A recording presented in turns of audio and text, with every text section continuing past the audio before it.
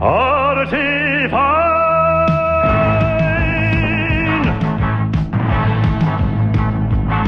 I got a beacon army cocks, a gin and tonic on the rocks, where angels fear to tread. I say, choose your booze, let's hit the red eye! Think of young Diana Durbin and how she sung on rum and bourbon, or enhance your luncheon hour with a planter's punch and a whiskey sour. If you feel like a wreck, try a horse's neck or a sherry with a cherry in the new finer size. If you don't name your poison, I'll have to get the boys in. The spirit of adventure opens one's eyes. Metal Gen, are we prepared? We have a really fun one for you tonight. Oh yeah! It is called The Adventures of Jetpack Commando Lyra. By Commissar-Rarity. Yeah.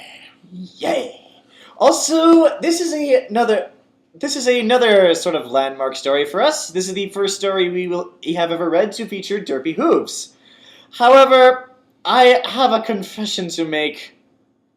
It's not that I can't do the voice of Derpy, but I feel like every time there is only one true... It is inadequate to the one true voice of Derpy. There's only one voice of Derpy, and I feel like every time I attempt it, I am shaming that voice. Well, actually there's two official voices. The canon... There's one!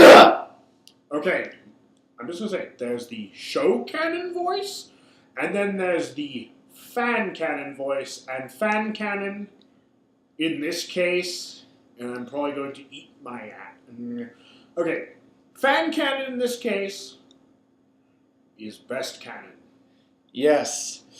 And Balddumborat, even though the chance of you listening to this is incredibly slim... Like them finding the exact time, date, day of the week, and second of which the asteroid that killed all the dinosaurs and caused the KT boundary to happen. But, yeah, that. We just would like the two of you to know that we are not worthy of your greatness. We're not worthy. We're not worthy. We're not worthy. And, okay, anyway. Without further ado, The Adventures of Jetpack Commando Lyra. This episode is called Jetpack Commando Lyra Saves Moonbase 12.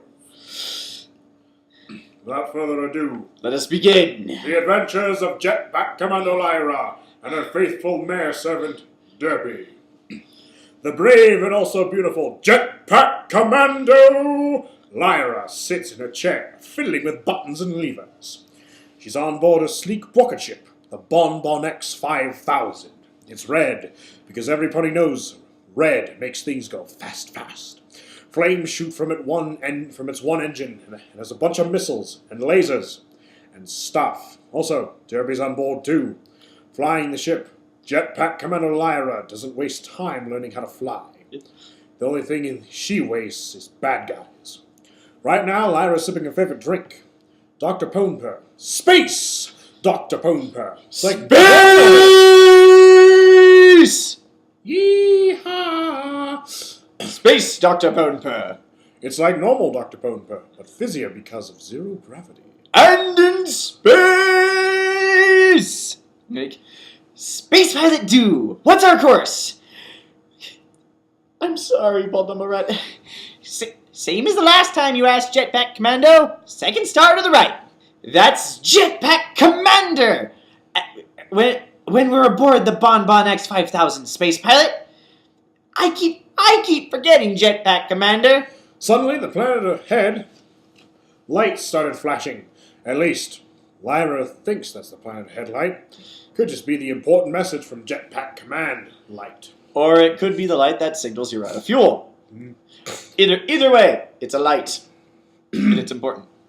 On the super high-tech video screen, the face of Space Admiral Colgate appears.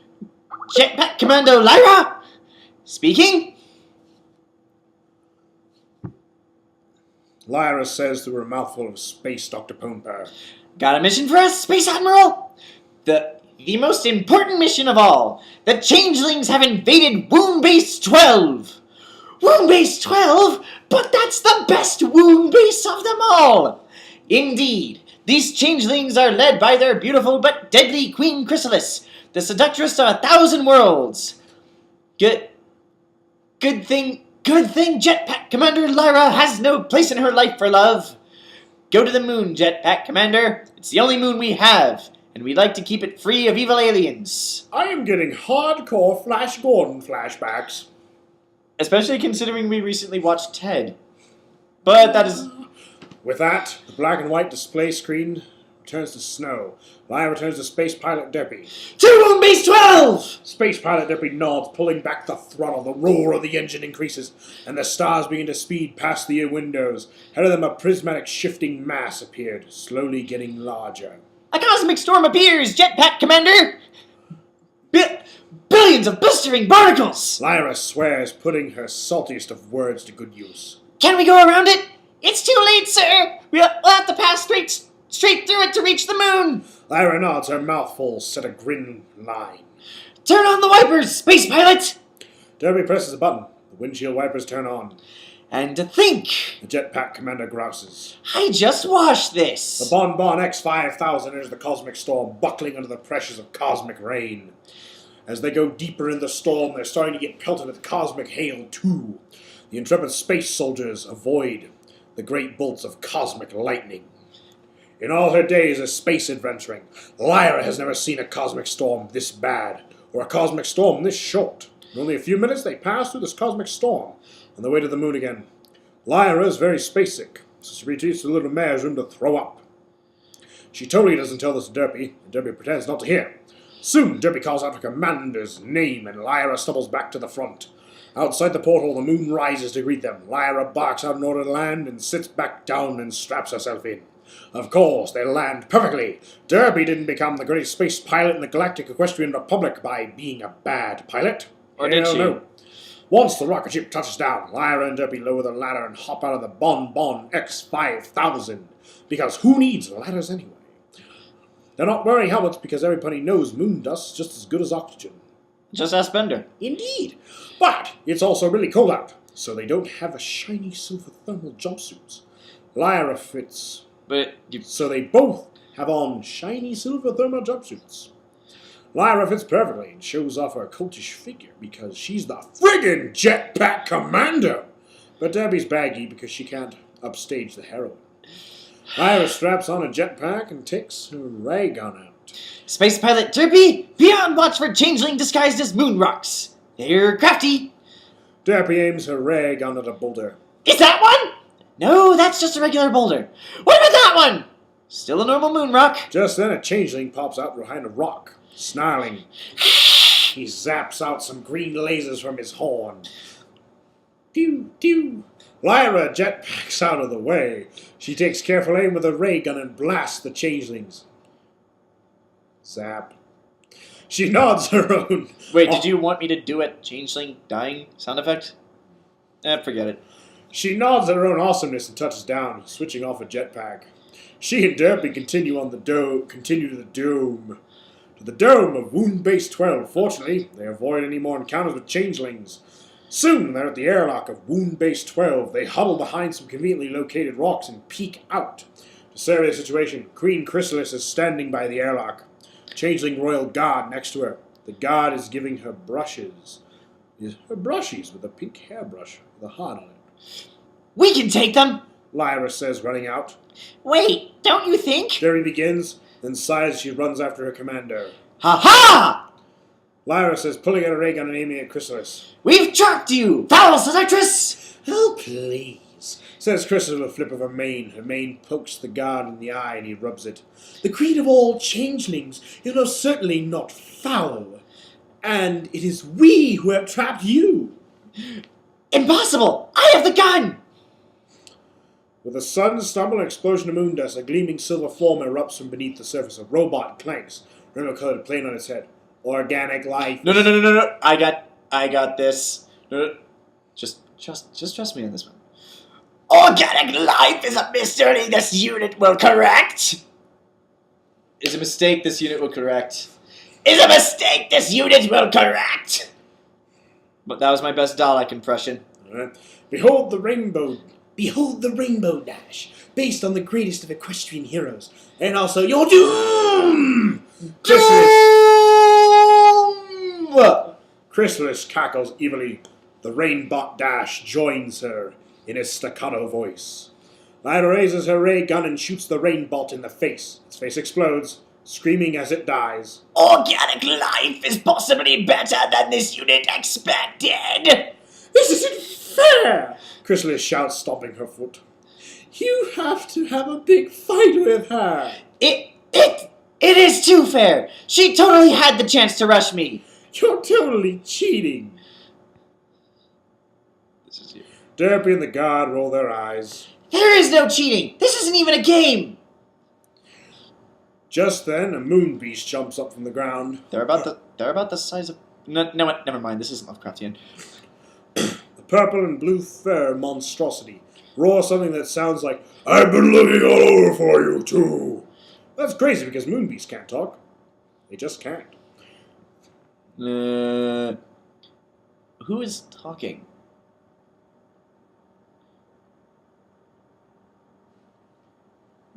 The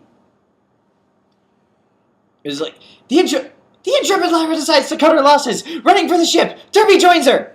Lyra skirted Bonbon in the face before galloping off, Derpy hot in pursuit. Bonbon stood there, trembling with anger, one eye twitching. Her usually perfectly coiffed mane was wet and hanging over one eye. Scootaloo cracked one eye open to see what had happened. Can I stop playing dead?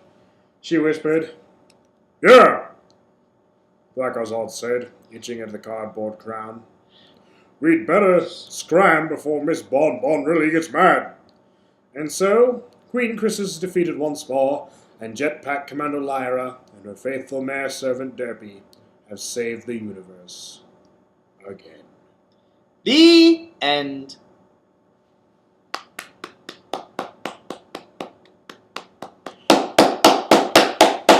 Well, sir, you have captured the perfect nature and story of which the old Flash Gordon serials were based on. I'm impressed.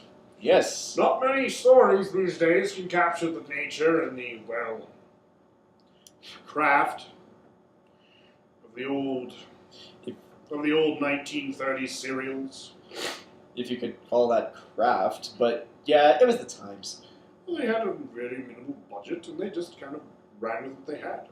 Yeah, you do what you can on a zero budget. It's like a Doctor Who. Kind of like Doctor Who in the 60s. As we all know, a Dalek is just a trash can with a plunger and a mishmash of parts they found attached to each other. Yeah, pretty much. Now that they have a budget, holy shit! Yeah, but anyway, back to this story. I am going to give this one a 9.8 out of 10. What about you? 9.5. Yeah. Good job, and I believe my co-host has a request for you, since he seems to have liked it. Well, I would say you could probably you have talent for comedy, good sir. So I would say it strikes your fancy someday. Maybe do a sequel, or take it up as a full project. But I'm just saying it was wonderfully done. If you do take this up again, find some way to incorporate Discord as being the merciless, because that would work. Mean. Yeah, or kind of explore it. The old serials were very, very, very, very interesting like that. I mean, there were some that were interesting at best. Flash Gordon was kind of weird, but then again, you had your shiny examples like Zorro Rides Again and Zorro's Fighting Legion, which were actually quite well in the, props and, acting departments, so, yeah. Do not challenge him on the Zorro. Anyway, that concludes our reading for tonight, and good day, good night, and just have fun. Good night, and good luck. Pew, pew, pew, pew, pew!